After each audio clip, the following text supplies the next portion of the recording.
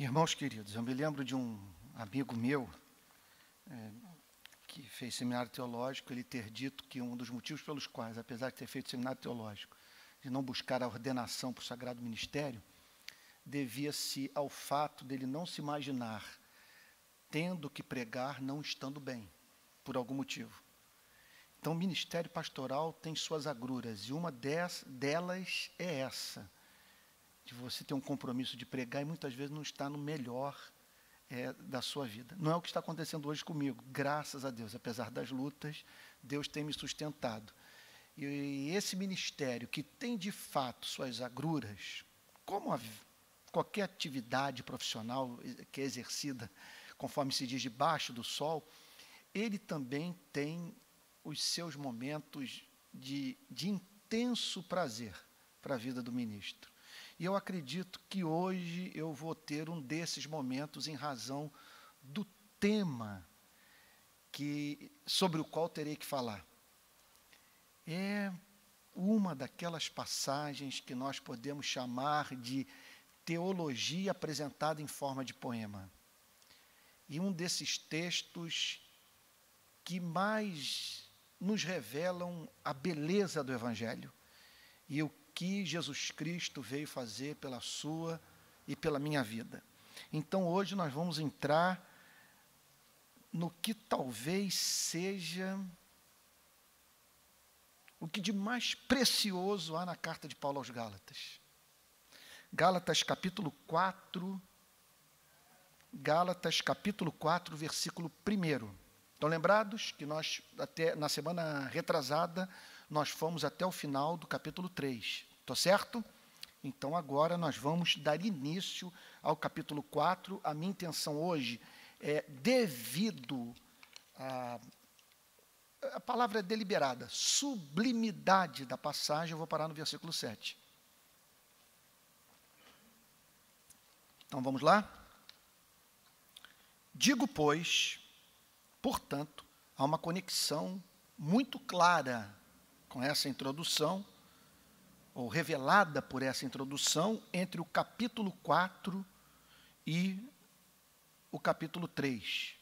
Calvino chega a dar uma bronca no seu comentário sobre a carta aos Gálatas, naqueles que fizeram, ou em quem fez a divisão da Bíblia em versículos, dizendo que essa divisão em versículos e capítulos dificulta o entendimento dessa passagem, na opinião dele, porque a conexão é muito clara. Ele está traçando aqui, com muita clareza, uma análise, vamos assim dizer, comparativa entre a vida dos crentes no Antigo Testamento e a vida dos crentes no Novo Testamento. Digo-vos, pois, que durante o tempo em que o herdeiro é menor, portanto, ele não está falando aqui sobre o paganismo.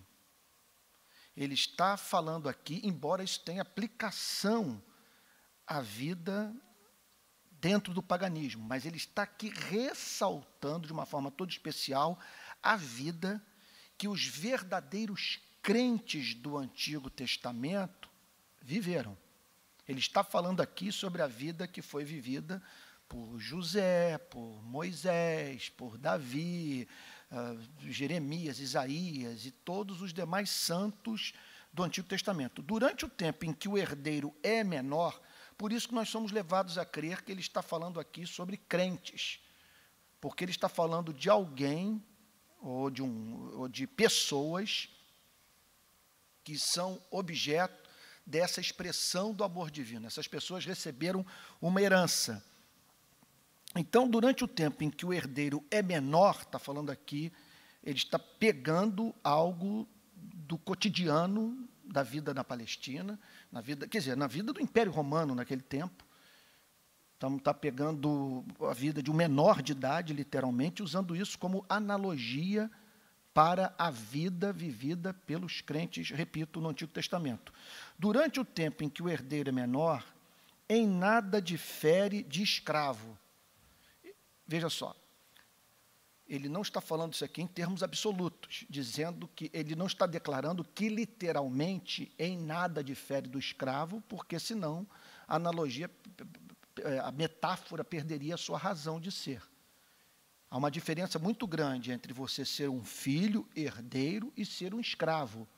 Contudo, há um período da vida de uma criança, naquela época, que pode ser comparado a uma vida na escravidão, que é de você não ter o direito, você não ter a liberdade de fazer certas coisas, em razão da imaturidade, em razão da idade, em razão de uma relação de dependência com seus pais.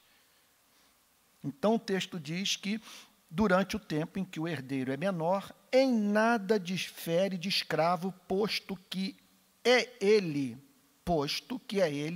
senhor de tudo, mas está sob tutores de curadores até o tempo pré-determinado pelo pai. Então, ele está traçando, me perdoe repetir, um paralelo entre a vida dos cristãos, dos crentes, no Antigo Testamento, de certa forma cristãos, porque eles esperavam o Messias, e a vida de um menor de idade dentro das leis, da cultura do Império Romano. Então, ele está dizendo que esse herdeiro, no tempo então, em que ele é menor de idade, ele se encontra sob tutores e curadores.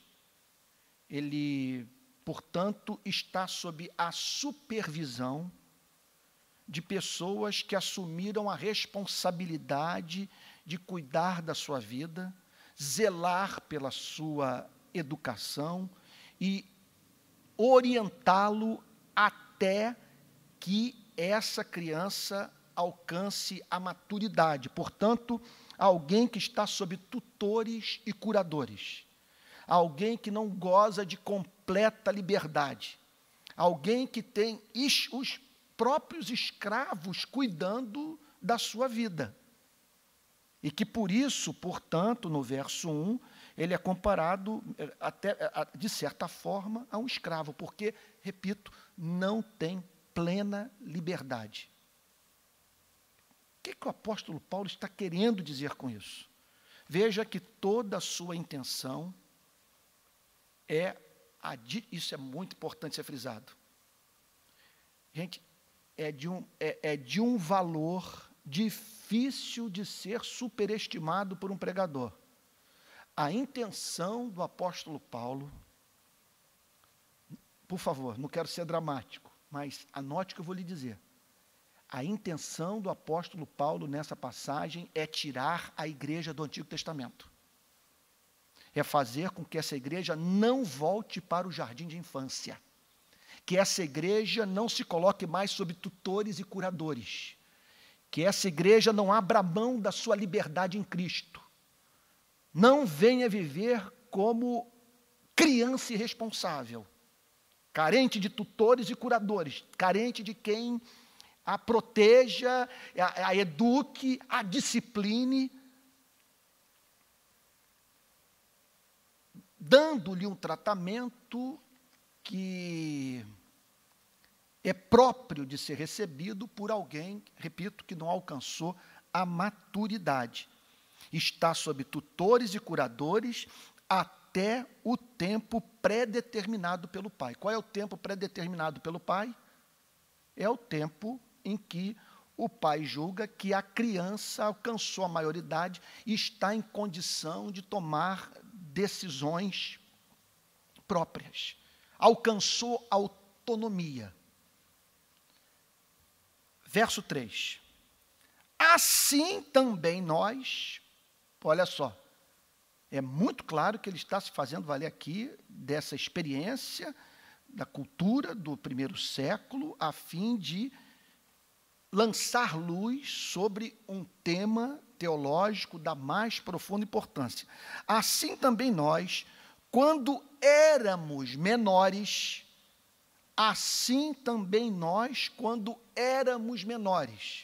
Veja só.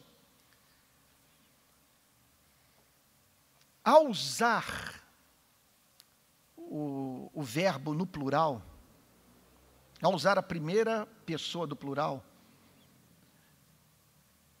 se o apóstolo Paulo estiver incluindo os gentios, ele está falando, de certa forma, de uma relação com Deus infantil, vivida dentro do paganismo. Em que consiste esta infantilidade? Na prática de idiotices para impressionar a divindade. Esse tipo de religiosidade que inviabiliza a vida, que torna a nossa existência um inferno, que faz com que o homem coloque na boca de Deus o que Deus nunca falou. Uma relação baseada em culpa, em que nós trabalhamos duro para comprar o amor divino. Agora, acontece, e esse é o ponto de vista de Calvino, William Hendrickson, esse é o ponto de vista de John Stott, entre outros, o apóstolo Paulo está com muita clareza falando aqui sobre o povo hebreu, antes da vinda de Jesus Cristo. E repito, ele compara esse povo a uma criança. Ele fala, portanto, da espiritualidade do jardim de infância. Vamos prosseguir, porque isso é de uma importância para a nossa eclesiologia, para o nosso conceito de santificação nos dias de hoje, que não tem tamanho. Olha lá, versículo 3. Assim também nós, quando éramos menores, estávamos servilmente. Ele está falando, portanto, de uma relação que tem características da vida vivida por um escravo. Assim também nós, quando éramos menores, estávamos servilmente sujeitos aos rudimentos do mundo. Há muito debate sobre o sentido da palavra rudimento, que vai desde espíritos malignos que operam nesse mundo e que se utilizam da lei para levar as pessoas à loucura, para colocar fardos sobre os seus ombros, levando essas mesmas pessoas a confundirem Deus com o diabo, que põe um peso sobre o papel da lei, que leva o ser humano a se exasperar. E há também uma outra interpretação, e me parece que essa se harmoniza mais ao texto, e é o ponto de vista de muitos eruditos, que o apóstolo Paulo está falando aqui sobre o que há de elementar, o que há de mais básico na relação de um homem com o seu Criador. Não, a palavra não é básico. A palavra, na verdade, é algo elementar. É mais do que, eu diria que é menos do que básico. No grego, é como se fosse... Estávamos servilmente sujeitos aos rudimentos do mundo. Aos rudimentos, aos princípios elementares de uma religião. E ao usar a palavra mundo, ele está falando de algo relativo. Ele está falando de algo transitório, ele está falando de algo passageiro. Servilmente sujeitos aos rudimentos, aos princípios elementares de uma religião do mundo, de uma religião dedicada àquilo que passa, aquilo que não tem valor eterno, aquilo que é relativo, aquilo que é descartável. Estávamos servilmente sujeitos aos rudimentos do mundo. Então, vejam só. É muito claro, à luz de tudo que nós vimos no capítulo 3, que nessa primeira parte do capítulo 4, o apóstolo Paulo está traçando um paralelo entre a vida vivida no Antigo Testamento e a vida vivida no Novo Testamento. E ele chama, portanto, a espiritualidade do Antigo Testamento de uma espiritualidade infantil. Vamos tentar enumerar Vamos agora usar a cabeça, vamos voltar para o Antigo Testamento e pensar na vida vivida pelos crentes, naquela forma de administração divina do plano de salvação. Observem que no Antigo Testamento muita ênfase é posta em posses, em riqueza, em terra que mana leite e mel. As promessas têm muita relação com o aqui e agora da vida. São promessas, em grande parte, não exclusivamente de natureza temporal. É impressionante como que nós vemos isso presente no Antigo Testamento. Promessas de cura, de prosperidade, de vitória sobre os seus inimigos e assim por diante. Em segundo lugar, a guarda de dias, a guarda de meses, quer dizer, pessoas que eram guiadas por uma espécie de calendário sagrado. Havia 3 modos, ou 3 legislações naquele período. As leis morais, descritas pelos 10 mandamentos, as leis civis, pois o Antigo Testamento funcionava como uma espécie de constituição da teocracia de Israel, e havia as leis cerimoniais, com uma série de mandamentos, peregrinações a Jerusalém, meu Deus, circuncisão, a guarda de dias sagrados, um mundo de leis cerimoniais. Preste atenção, que o apóstolo Paulo chama de práticas infantis. Ele está claramente dizendo que a vida no Antigo Testamento era uma vida própria de servos de Deus, certamente, herdeiros da promessa, filhos do Deus Altíssimo, e que, contudo, encontravam-se no jardim de infância. Se vocês forem examinar o comentário de Calvino sobre a carta aos Gálatas, vocês perceberão Calvino fazendo veementes apelos para que a igreja se livrasse da liturgia católica, do modelo de espiritualidade do catolicismo, identificado por Calvino como um modelo litúrgico, um modelo de espiritualidade muito parecido com o do Antigo Testamento.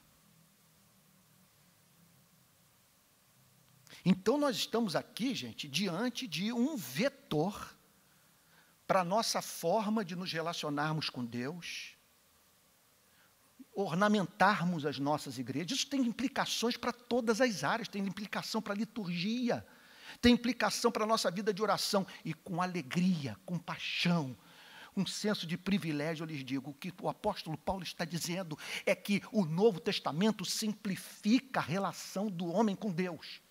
Tudo é limpo, tudo é clean, tudo é mais simples. Não tem mais sacerdote, não há mais preocupação com indumentária, não há mais sacrifícios, dias sagrados. Se nós formos observar, o Novo Testamento pede arrependimento e fé, batismo, participação regular na ceia do Senhor, uma vida de oração que fortaleça o espírito para a prática do amor. O que mais?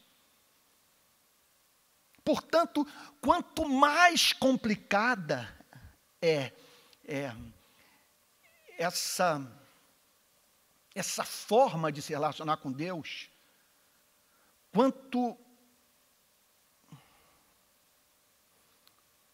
quanto mais cerimoniosa se torna a relação do homem com o seu Criador, mais a igreja está voltando para uma espiritualidade infantil, deixando de viver a liberdade dos filhos de Deus, tal como revelada pelo Novo Testamento.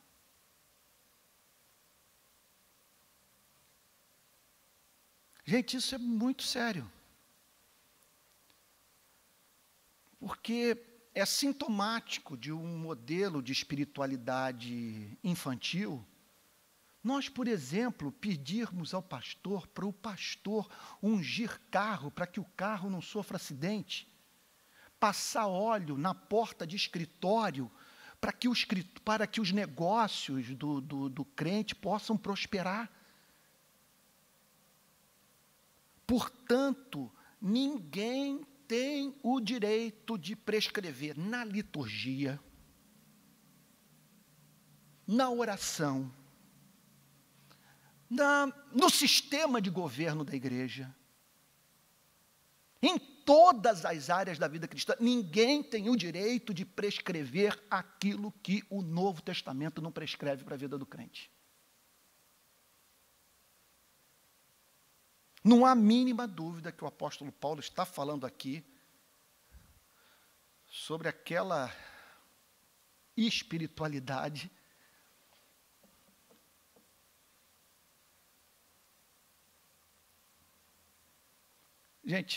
sufocante do Antigo Testamento, que cumpriu o seu papel.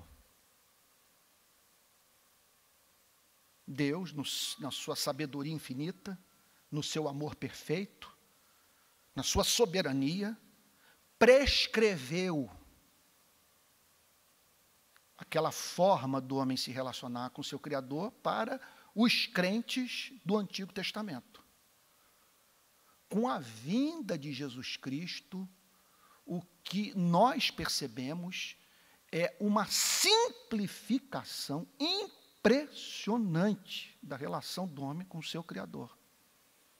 As leis cerimoniais são banidas.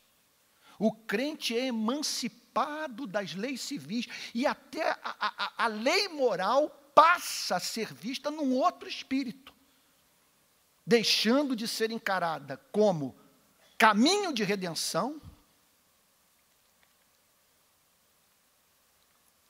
e camisa de força. E alguma coisa que rouba a nossa liberdade e que veio para tornar a vida do homem mais difícil do que já é. Então, vamos lá. Vamos repetir o que nós vimos até agora, relendo pausadamente para nós entendermos o ponto que é de grande importância para nós, especialmente num país tão idólatra como o nosso. E é muito difícil para nós, brasileiros, abrirmos mão do que herdamos do paganismo, do que herdamos de um cristianismo eivado de práticas pagãs. Então, uma pregação como essa, ela vai de encontro àquilo que se tornou senso comum entre nós e que deve ser banido do nosso meio. Vamos de novo ao texto, não é demais enfatizar. Digo, pois, que durante o tempo em que o herdeiro é menor, em nada difere do escravo, posto que ele é senhor de tudo. Portanto, esse herdeiro tem os privilégios, ele é filho, ele é amado, ele goza de uma certa liberdade, mas ele não é tão livre quanto poderia ser e quanto haveria de ser. Está claro isso para vocês? Olha lá. Mas está sob tutores e curadores, está sob supervisores, está sob pedagogos. Tem quem o acompanhe, que supervisione sua vida, que até mesmo, em nome do Pai, o discipline, e tem aquele que o ensina, que o leva à escola. Ele não é livre para decidir e ele tem, preste atenção, ele tem que se submeter a certos regulamentos relativos, mas que cumprem uma função para aquele momento da sua vida. Vocês estão entendendo o ponto? É alguma coisa que só serve para aquele período, mas quando esse rapaz, essa moça alcançarem a maturidade, ficarão livres daquilo que cumpria uma função toda especial, porque não era uma decisão arbitrária da parte de Deus.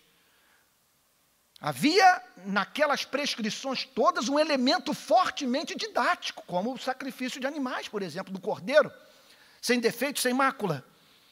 Está sob tutores e curadores até o tempo determinado pelo Pai. até quando é chegada a hora de abrir mão daquilo que só funcionava para aquele período da vida. Assim também nós, quando éramos menores,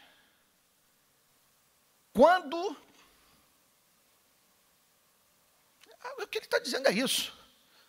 Mantínhamos uma relação verdadeira, porém infantil com Deus. Quando éramos menores, estávamos servilmente sujeitos aos rudimentos do mundo. Nós mantínhamos uma relação de servo, nós tínhamos que nos submeter. Vamos ser francos, havia um peso, havia uma canga sobre nós.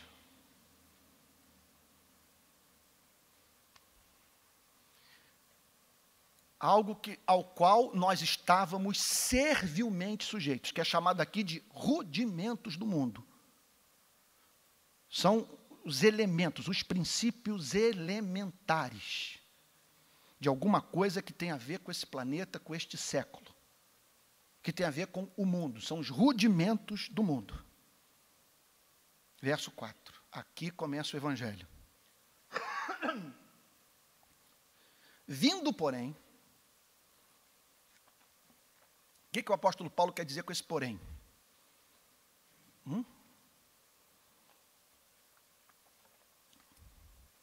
Vindo, porém.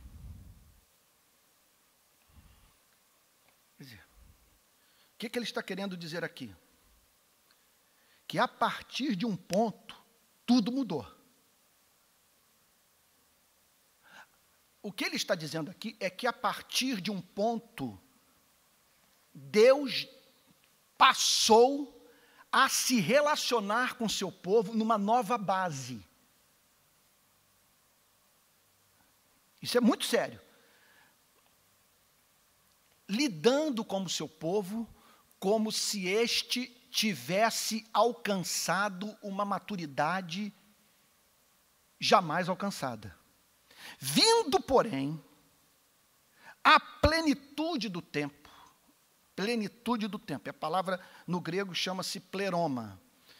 E o sentido é esse mesmo, de alguma coisa que alcançou a sua plenitude. A plenitude do tempo é o tempo em que Deus decretou operar na história de modo salvífico, enviando o seu Filho. Há muitas interpretações sobre o que é o significado de plenitude do tempo.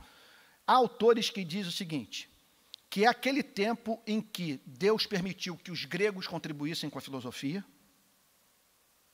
que os romanos contribuíssem com a paz política, com as estradas, o que facilitou enormemente o trânsito de missionários no primeiro século, e que o povo hebreu também, com o Antigo Testamento, dera sua contribuição, revelando ao homem a sua incapacidade de viver uma vida de amor, de cumprir a lei e obter por si mesmo a sua salvação. Então, nós temos aqui o poder político, o poder do conhecimento, o poder da moral religiosa, de alguma forma, contribuindo para que o homem se aproximasse do seu Salvador e, ao mesmo tempo, mostrando ao homem a necessidade de alguém que o redimisse dos seus pecados. Vindo, porém, a plenitude do tempo. Olha, há uma interpretação de plenitude do tempo que é infalível. Alguns podem dizer que isso é uma construção, falar da contribuição dos judeus, dos gregos, dos romanos e tal, que isso é relativo. Mas uma coisa é certa, quando ele fala de plenitude do tempo, ele está falando do tempo que atingiu o seu ápice, do momento em que Deus decretou operar soberanamente na vida, enviando o seu Filho a fim de fazer remissão de pecados dos seres humanos. Vindo, porém, a plenitude do tempo, Deus enviou o seu Filho. Portanto, esse versículo 4, ele deve fazer parte daquilo que, poderíamos chamar de filosofia cristã de história. Porque o versículo 4 está falando que a história tem sentido. Que Deus opera de modo soberano nesse planeta. Que Ele tem seus planos, que Ele age de acordo com seus decretos. E que seu governo providencial é levado a cabo de acordo com aquilo que Ele decretou na eternidade. De tal maneira que a palavra de Deus diz, agindo eu, quem impedirá? E Ele decretou que o tempo alcançaria a sua plenitude. Que mediante sua ação providencial, Ele prepararia o planeta para o recebimento do seu Filho. Então, vindo a plenitude do tempo, Deus enviou o seu Filho. Você dá para imaginar a cena? Dá para o significado de uma coisa como essa? Vindo, porém, a plenitude do tempo. Deus, gente, o Criador, o único ser autoexistente, que existe pela necessidade do seu próprio ser, imutável, eterno, infinito. Esse ser enviou seu Filho. Dá para você imaginar a imensidão desse amor? Isso aqui nós nos deparamos com a nossa mais profunda consolação. Olhem para esse planeta. Olhem para o que está acontecendo nesse momento na Síria, no Iraque, no Afeganistão. As tensões pelas quais a Europa está atravessando. O contexto político, econômico e social do nosso país. Esses últimos dias, eu tenho visto uma tristeza, mas não é aquela tristeza propriamente da alma, que tem a ver com sua vida, vamos dizer, a crise da meia-idade. Não, é de você lidar com os fatos, ter contato com o mundo, ler jornal. Eu vejo frequentemente a necessidade de eu ter que botar o capacete da salvação, usar o Evangelho para o Evangelho blindar o meu coração. Não dá para assistir o Jornal Nacional sem que nós estejamos vestidos da nossa armadura completa, senão você enlouquece. Enlouquece. Então, meus amados irmãos, quando nós lemos uma passagem como essa, nós nos deparamos com o fato que o nosso Deus reina.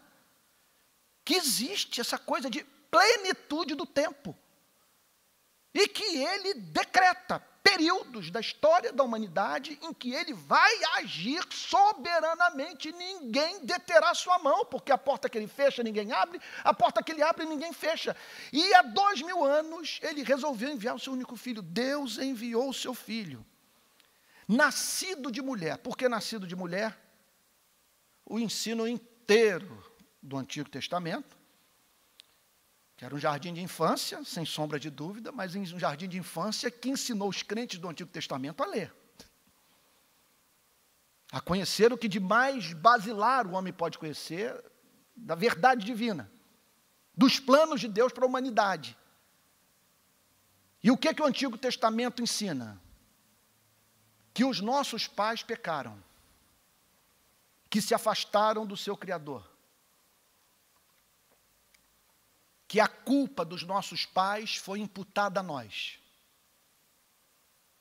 que nós herdamos as suas características, que o comportamento dos nossos pais, Adão e Eva, naquele jardim, é o nosso comportamento diário. Estamos fugindo de Deus, passamos a ter medo de Deus, temos horror de ouvir a sua voz. Passamos a duvidar da sua palavra e dar mais ouvidos ao adversário da nossa alma do que aquele que mais nos ama. Então, era necessário que um outro Adão nascesse, que um da nossa espécie fizesse o que o nosso pai Adão não conseguiu fazer. Isso é o ensino do Novo Testamento, tem como fugir disso. Tem como fugir disso. Eu até disse outro dia aqui, eu não teria problema de receber na igreja como membro uma pessoa que acreditasse num evolucionismo guiado pela mão soberana de Deus, até o ponto de surgir o Homo divinus, como diz John Stott, o Homo sapiens dando ensejo ao Homo divinus. Quero lhes dizer que eu sou agnóstico quanto a isso. Sei que Deus criou o homem, é tudo que eu sei. E criou o homem à sua imagem e semelhança. E a Bíblia ensina a existência desse primeiro casal, que não dá para negar esse casal. A Bíblia fala com clareza que todos os problemas que nós enfrentamos hoje devem-se à decisão tomada pelos nossos pais. Aqueles de quem nascemos, somos irmãos. E o pecado deles foi imputado a nós, especialmente o cabeça do pacto, Adão. Herdamos essa rebelião, herdamos essa propensão a duvidar da palavra de Deus, a confundir Deus com o diabo, a chamar Deus de arbitrário. Mas Deus, no seu infinito amor, na plenitude do tempo, portanto, observem que a queda não tomou Deus de surpresa, porque a vinda do Filho de Deus não haveria de ser decidida ao acaso. Deus decretou todas as coisas e no cerne da história decretou, portanto, que no cerne da história o seu filho assumiria a forma humana, nascido de mulher. Para quê? O nosso pai, Adão, no jardim, não cumpriu o pacto das obras, através do qual ele herdaria a vida eterna para si mesmo e para todos os seus descendentes. Mas Deus, no seu amor, enviaria um segundo Adão, só que dessa vez o seu único filho, nascido de mulher, filho de Deus, a fim de no inferno, no Getsemane, num mundo de pecado, de violência, de exploração, de maldade, manter-se fiel até a morte, morte de cruz, e assim, morrendo a nossa morte, assumindo a nossa culpa, e com a sua obediência cumprindo o pacto das obras, conquistando para nós essa salvação. Gente, olhem só, eu trago uma doutrina como essa, que esse aqui é o protestantismo clássico. O que eu estou lhes falando remonta ao apóstolo Paulo, você vai encontrar na teologia de Agostinho, você vai encontrar em Lutero, Calvino, todos os grandes teólogos. Que talvez você esteja me ouvindo agora e dizendo, mas pastor, isso é fantasioso demais. Não é não. Não é não. Se você tivesse passado por Birkenau, por Dachau, por Auschwitz, ou uma semana nas favelas do Rio de Janeiro, ou 3 dias no Congresso Nacional, você vai chegar à conclusão que nossa espécie precisa de salvação.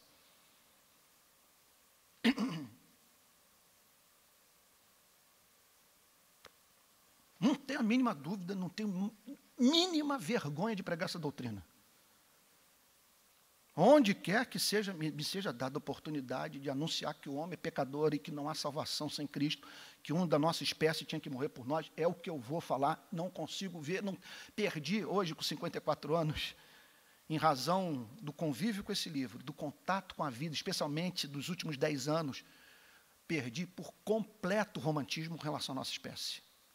Nós somos visceralmente perversos.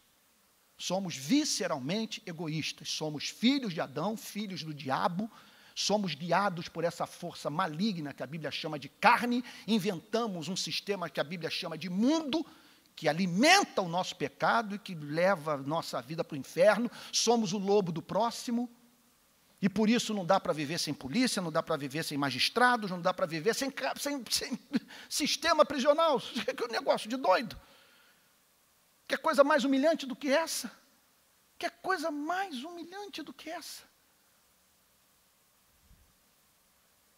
Então o texto diz que Jesus Cristo foi enviado na plenitude do tempo, o Filho de Deus, nascido de mulher, nascido sob a lei.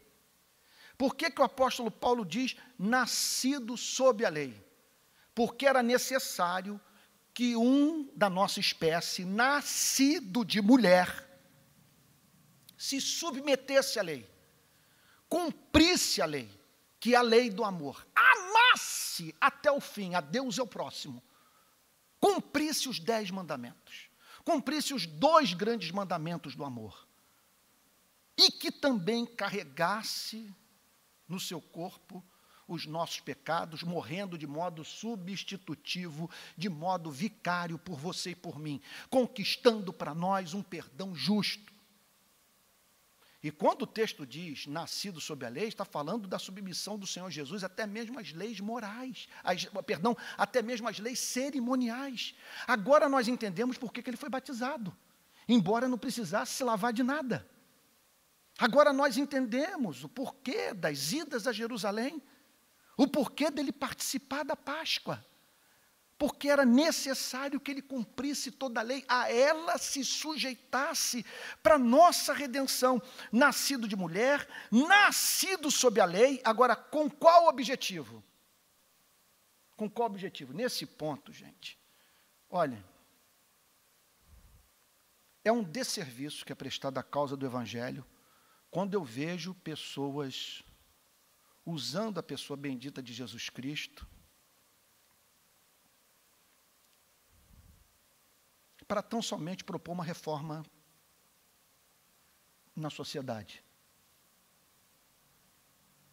Chamar Jesus de o primeiro comunista, enfatizar o fato de que ele foi um prisioneiro político, e o foi, mas pelo amor de Deus, nós não podemos ler o Novo Testamento sem a luz do texto que nós estamos examinando nesta noite, que diz que ele foi, que na plenitude do tempo, Deus enviou o seu Filho Jesus Cristo, nascido de mulher, nascido sob a lei, para resgatar os que estavam sob a lei.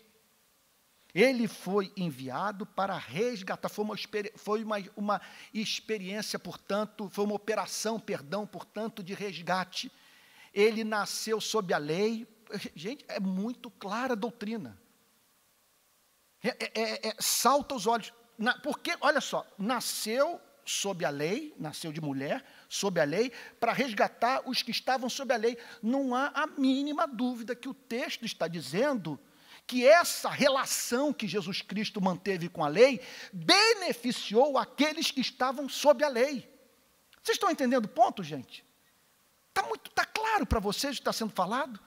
Nascido de mulher, nascido sob a lei, para resgatar. A palavra resgatar significa, tem um sentido de você libertar um escravo, de você tirar alguém de uma escravidão. Essa é uma terrível escravidão, escravidão da lei.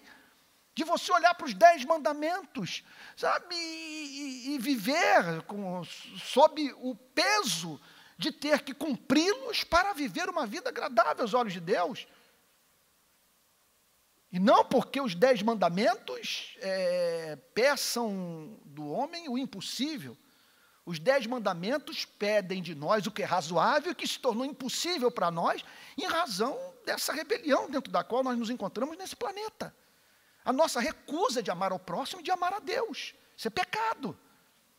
E o texto diz com muita clareza que ele, portanto, veio para resgatar os que estavam sob a lei, aqueles que se encontravam sob a terrível escravidão. E isso vale para toda a humanidade. Isso vale para judeus e pagãos. Os pagãos que estavam sacrificando seus filhos, adorando o sol, a lua, as estrelas, animais, para ganharem o favor da divindade. E o povo hebreu sujeito àquele mundo de mandamentos da antiga aliança. Então, o texto diz que Jesus Cristo veio para nos emancipar da lei. Nascido de mulher, nascido sob a lei, para resgatar os que estavam sob a lei. Porque isso é uma maldição, é um reino de terror, é um reino de medo. Você só vê Deus como juiz, você jamais consegue vê-lo como pai. não há liberdade, não há paz de consciência.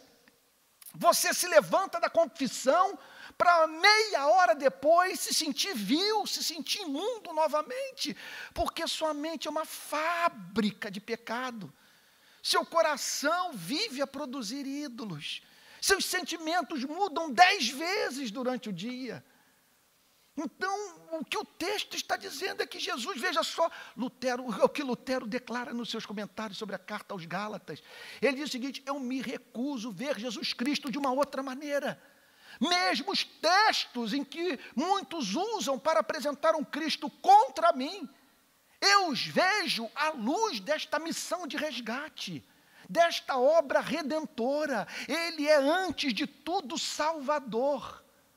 E tudo aquilo que ele ensina no seu evangelho deve ser visto sob a perspectiva de alguém que nos ama, que veio para nos resgatar. Não é um segundo Moisés, é um libertador. Não é alguém que veio abrir um mar para nós passarmos, é alguém que veio para rasgar o véu, a fim de que sem culpa, sem peso, sem a tortura de consciência produzida pelo nosso passado, entremos no santo dos santos e adoremos a Deus em espírito e em verdade. Irmãos, se nós formos ser honestos, nós não vivemos essa liberdade.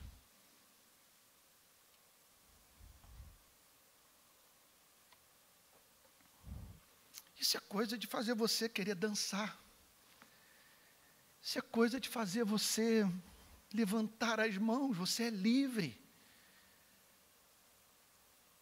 Conforme eu disse em outras pregações, plagiando Martinho Lutero, nada mais de olhar para o Sinai pegando fogo. Agora você olha para o menino Jesus mamando no seio de Maria. Tudo mudou. Para resgatar os que estavam sob a lei.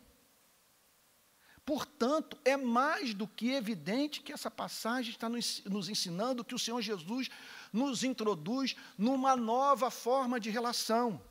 Irmãos, vocês me perdoem estar insistindo, falando de uma forma tão passional, mas eu estou nessa manhã, juntamente com vocês, lutando pela compreensão do Evangelho. Isso aqui, se há uma coisa que deve inflamar o pregador no púlpito, é esse versículo. Isso é muito sério, porque o texto está falando o seguinte, que é uma obra de resgate, veio para resgatar os que estavam sob a lei. Estavam sob a antiga aliança, certamente. Estavam sob o peso de comprarem a salvação através da obediência. E que por isso são chamados de escravos. Escravos porque eles têm medo da morte. Escravos porque têm medo do juízo final. Escravos porque não têm certeza das suas orações serem ouvidas. Jesus veio para nos resgatar, para nos libertar. Olha logo o que o texto diz. Para resgatar os que estavam sob a lei, a fim de que recebêssemos a adoção de filhos. Então, notem bem, é uma obra que o liberta de uma relação com Deus que pode ser comparada à relação de um escravo com o seu senhor. É medo. É uma obediência compulsiva, movida a temor, que obviamente leva a pessoa à loucura, à exasperação. O coração não repousa nunca. Então o texto diz que ele foi enviado a fim de que recebesse, olha só, para resgatar os que estavam sob a lei, a fim de que recebêssemos a adoção de filhos. Então, não há a mínima dúvida que a vinda de Jesus, isso tem que entrar na nossa cabeça, e é difícil, porque o diabo ele se arma até os dentes, porque se essa doutrina entrar na nossa cabeça, nós estamos livres. Se essa doutrina entrar na nossa cabeça, o fardo da culpa, o peso da religião, da lei, do diabo, do inferno, da nossa consciência, padres, pastores, teólogos, tudo isso some, desaparece da nossa vista, e só resta o Pai e nós na sua casa. celebrando a festa do reencontro, ouvindo sua canção de amor. Essa é uma doutrina contra a qual a nossa razão se levanta. Porque não é possível que seja assim. É muito bom para ser verdadeiro. Ele nasceu de mulher, na plenitude do tempo.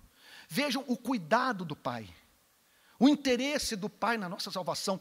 Preste atenção, preparando, isso é o cristianismo, gente. Preparando o planeta para a vinda do seu único filho. Aí o seu filho, ele envia o seu filho. O seu filho, portanto, nasce de mulher. Se submete à lei.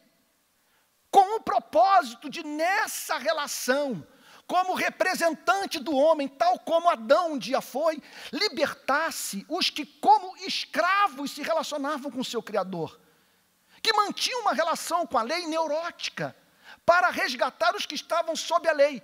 E como consequência desta obra de libertação, desse resgate, essas pessoas são tornadas filhas de Deus. São adotadas. Gente, é muito claro que o apóstolo Paulo está dizendo. São duas religiões totalmente distintas. Uma, preste atenção, por favor, é muito importante. Uma é a religião dos escravos, a religião dos meninos e das meninas do jardim de infância. O judaísmo, o paganismo, toda aquela culpa, toda aquela ideia de que Deus é um Deus que não se sente disposto a abençoar, exceto se nós mostrarmos um grande interesse por recebermos a bênção, um grande interesse que significa lá na ponta, inviabilizarmos as nossas vidas. Então, de um lado, a religião dos meninos e meninas no jardim de infância, complexa, cerimoniosa, a religião dos escravos. Do outro lado, o apóstolo Paulo fala da religião dos filhos. Resgatar, você é tirado de uma esfera e é posto em outra. De escravo amedrontado, apavorado com a morte, com o juízo final, com os pecados do passado, do presente, do futuro. Ele o adota na família, a fim de que recebêssemos a adoção de filhos. Você imagine o que significa isso no universo. Vocês imaginem se há vida em outro planeta, nesse universo de bilhões de galáxias. Vocês imaginem, gente, o que significa, diante dos anjos, arcanjos e querubins, nesse país chamado céu, você ter esse status, o status de filho adotado por Deus na sua família de modo justo, mediante um sacrifício. Não foi um mero passar de mão sobre a cabeça, como destaca John Stott. Foi uma salvação conquistada com sangue do Filho de Deus, que em razão dessa união da natureza humana com a divina, conquistou para você e para mim uma salvação eterna, um sacrifício que cobre todos os nossos pecados, todos. Fomos adotados. Portanto, estamos livres do paganismo e estamos livres daquilo do que no Antigo Testamento Jesus Cristo nos libertou. E eu fico louco quando eu vejo cristãos querendo voltar para o Antigo Testamento. Com práticas das nossas igrejas que são próprias desse período. Vocês vejam, por exemplo, corrente de oração no monte. Eu já vivi isso, lá em Arraial do Cabo. Então, traça-se 40 dias de oração. E nós não vamos quebrar a corrente, ainda que esteja ventando o sudoeste, fazendo frio e chuva, e nós tenhamos que expor as nossas vidas, a vida dos nossos filhos, a raios, trovões e doenças.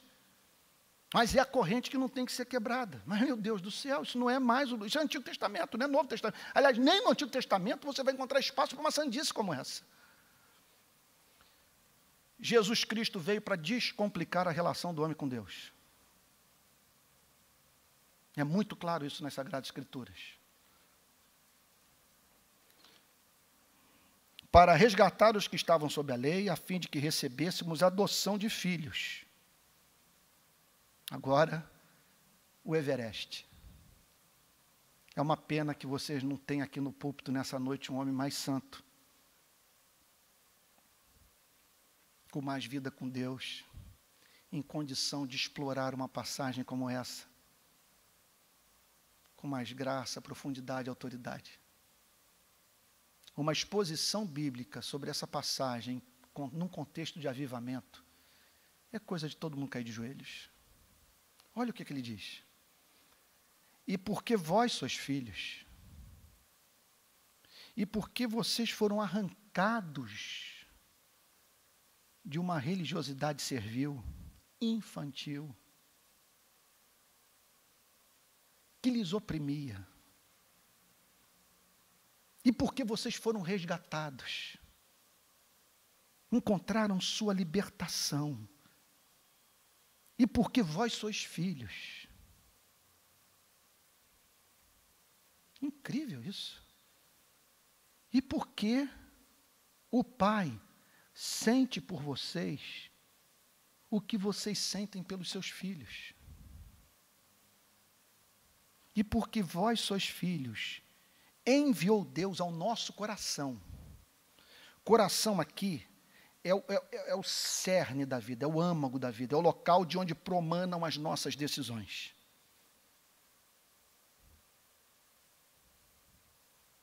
É o ego. E aquilo que ele tem de mais visceral.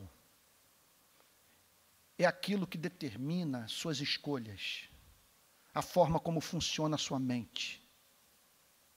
É aquilo que é a causa das suas afeições, desses sentimentos que, quando tornados fortes, levam você a tomar certas decisões na vida.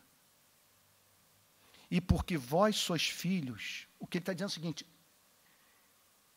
enviou Deus ao nosso coração, lidou com a personalidade, lidou com a alma de vocês.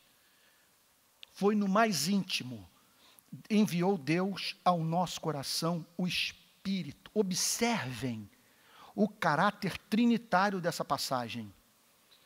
O Pai decreta a salvação, o Pai determina a vinda do Filho, envia o seu único Filho, o Filho se submete à lei, o Filho vai parar na cruz, o Filho resgata, o Filho perdoa, e aí vem o Espírito Santo para aplicar a obra da redenção no coração dos eleitos. Observem como essa passagem revela as três pessoas da Trindade em atividade, num complô santo, visando sua salvação. Você consegue imaginar uma coisa como essa?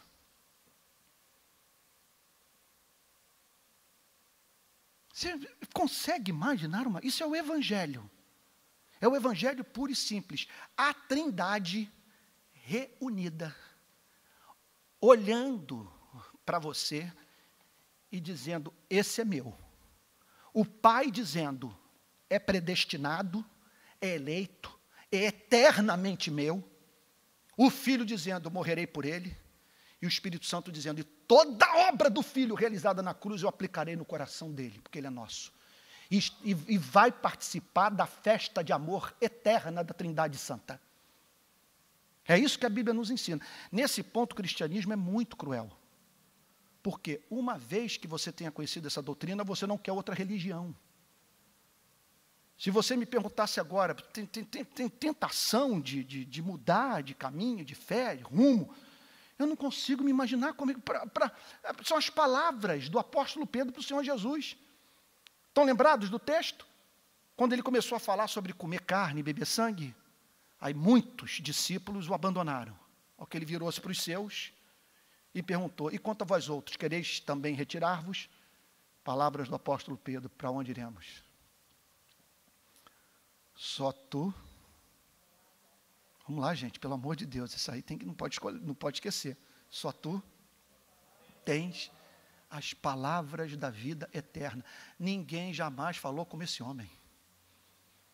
Então o Evangelho nos apresenta uma doutrina como essa. O Pai, o Filho, o Espírito Santo mobilizados na nossa salvação. E porque vós sois filhos, enviou Deus ao nosso coração. Então o Pai envia o Filho para a propiciação dos nossos pecados. E o Pai envia o Espírito Santo para que a gente não apenas tivesse o status de filho, mas a experiência da filiação. Vocês estão entendendo o ponto? Veja só, o que o texto está dizendo é que o cristianismo é eminentemente experimental. Cristianismo não se resume à escola dominical, não se resume às institutas de João Calvino, não se resume à confissão de Westminster. Cristianismo é batismo com o Espírito Santo, é avivamento, é a selagem, é essa experiência mística. E porque vós sois filhos, enviou Deus ao nosso coração o Espírito de seu Filho. Então, ele envia de modo místico. Aqui há espaço para o verdadeiro misticismo cristão. Ele enviou o seu Espírito para o âmago da nossa... Não é uma experiência, gente, não é uma coisa mental, não é alguma coisa que passa pela sua cabeça. Ele está falando de algo que se torna visceralmente seu. E eu não sei qual foi o autor que fez o seguinte comentário. E é chato que você não pode plagiar na pregação, né? Porque eu tenho que mostrar a fonte. Um dos autores que eu li, preparando-me para essa pregação, diz a seguinte coisa, que é possível um pai amar ardentemente um filho adotivo. Você o adotou. E passa a amá-lo como um filho. O que nenhum pai humano, nenhum padrasto, por mais amor que tenha, pode fazer, é passar o seu DNA para o filho, sua natureza para o filho. O que o texto está dizendo é que Deus não apenas nos deu status, não apenas nos adotou, Ele comunicou a sua natureza a nós. Enviou o seu Espírito, o Espírito de seu Filho. Enviou o Espírito que batizou Jesus Cristo no Jordão. O Espírito que disse para ele, tu és meu filho amado. Quer dizer, o Espírito que mediou aquela declaração, que acelou em seu coração, tu és o meu filho amado, em quem me comprazo, grande declaração de amor do Pai pelo Filho. Agora, olha só, qual é a intenção do Espírito? Olha o que é o Evangelho. E olha contra o que o inferno milita na vida da igreja. O inferno não quer é isso. O inferno milita contra essa doutrina. E porque vós sois filhos, enviou Deus ao nosso coração o Espírito de seu Filho que clama, Abba, Pai. O Espírito pega o que é doutrina, pega o sacrifício, pega toda essa mudança que houve na nossa mente, a ruptura com o Antigo Testamento, a ruptura com o paganismo, esse novo conceito de Deus, de relação com o Criador, sabe, essa forma simples de se relacionar com o Pai. O Espírito pega tudo isso, sabe, e transforma em experiência. E batiza a pessoa nessas, sabe, o crente, o filho, nessas verdades. É lindo isso. E porque vós sois filhos, Deus enviou o seu Espírito, o Espírito do seu Filho, que clama, esse verbo tem um sentido de alguma coisa instintiva, que é fruto de uma certeza, que é fruto de uma convicção. Aqui está falando de uma relação filial, aqui está falando de uma oração que flui com espontaneidade a partir de uma convicção inabalável. Eu sou do meu amado é meu. Ele enviou o seu Espírito, que lá, a partir do nosso coração, nos leva a chamar Deus de Abba, Pai. Qualquer exegeta do Novo Testamento sabe que deliberadamente o apóstolo Paulo usou a forma de tratamento que o Senhor Jesus dispensava a Deus. Ele o chamava de Abba, que tem o sentido no aramaico de pai no diminutivo. Era a forma mediante a qual uma criança se relacionava com seu pai dentro de casa.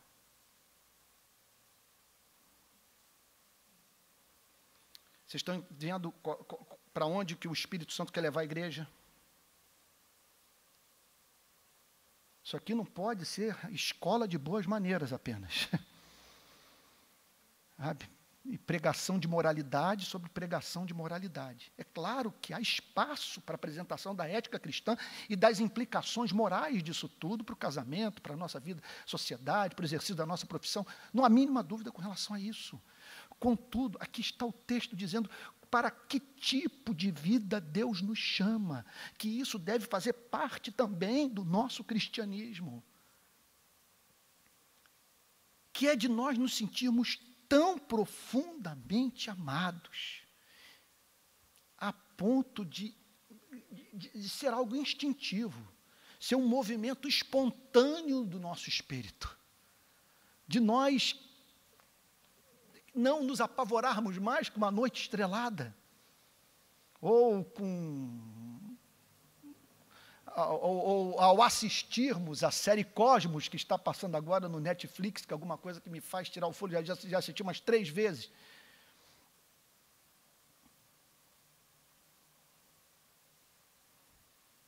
É você saber que nós não estamos cercados apenas por massa e energia no universo. Que o Deus que existe tramou a nossa redenção e nos ama com esse amor infinito. Aí o apóstolo Paulo conclui dizendo, de sorte que já não és escravo. Isso aqui é uma frase que nós deveríamos dizer para nós mesmos todos os dias.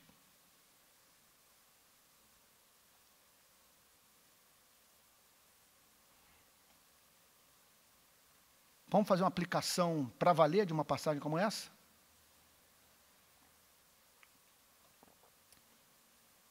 Você acabou de praticar aquilo que para nós evangélicos é um escândalo completo. Você não teria coragem de o revelar na igreja. Talvez você tenha 1 ou 2 amigos com os quais se sentiria livre para falar sobre o que você foi capaz de fazer. O que essa passagem está dizendo é que, por ser filho, você pode, naquele exato momento, dizer para si mesmo, não és escravo. A dor que eu tiver que administrar é de uma natureza diferente. Não é o sofrimento do escravo. É a tristeza de um filho.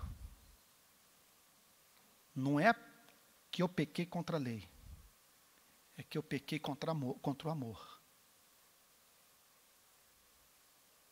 Não é que eu pequei contra quem deseja me julgar. É que eu pequei contra quem, na eternidade, me escolheu para ser seu.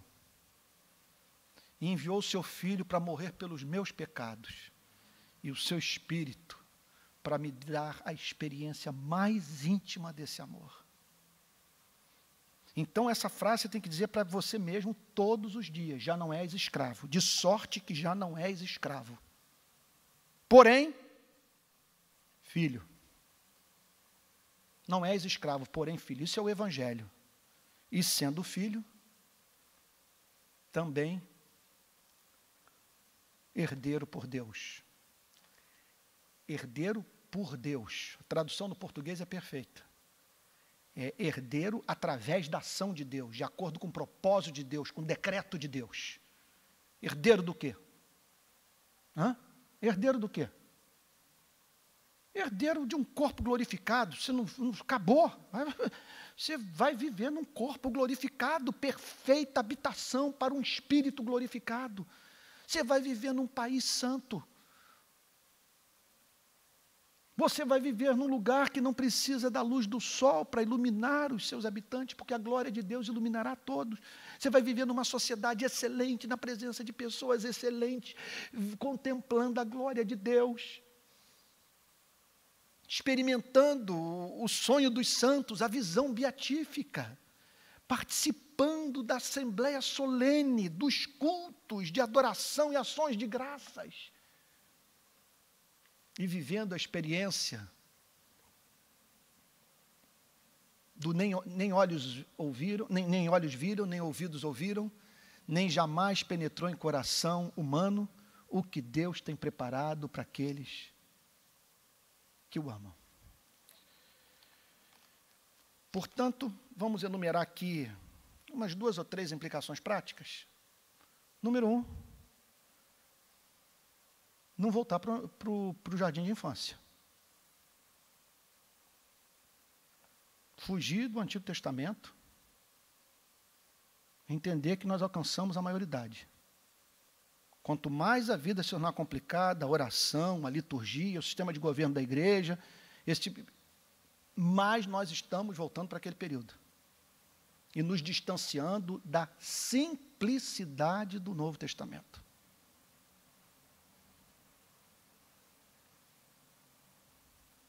Segundo lugar,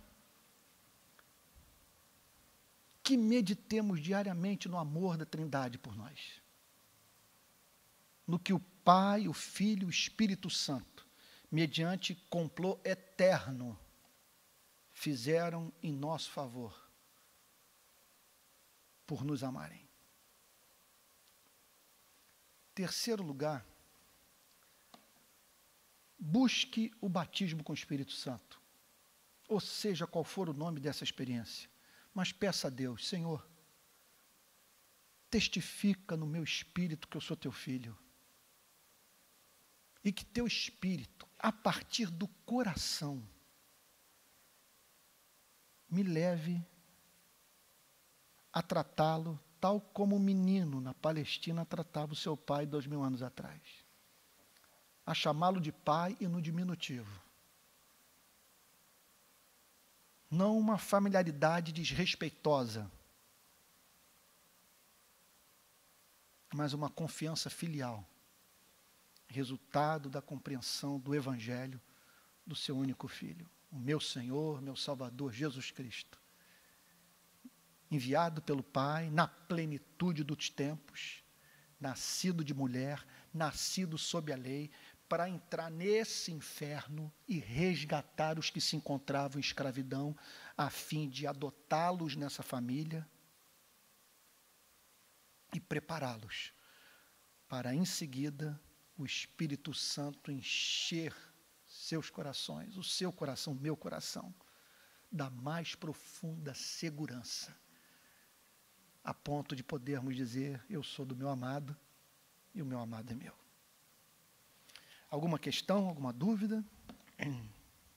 Alguma coisa que não ficou clara?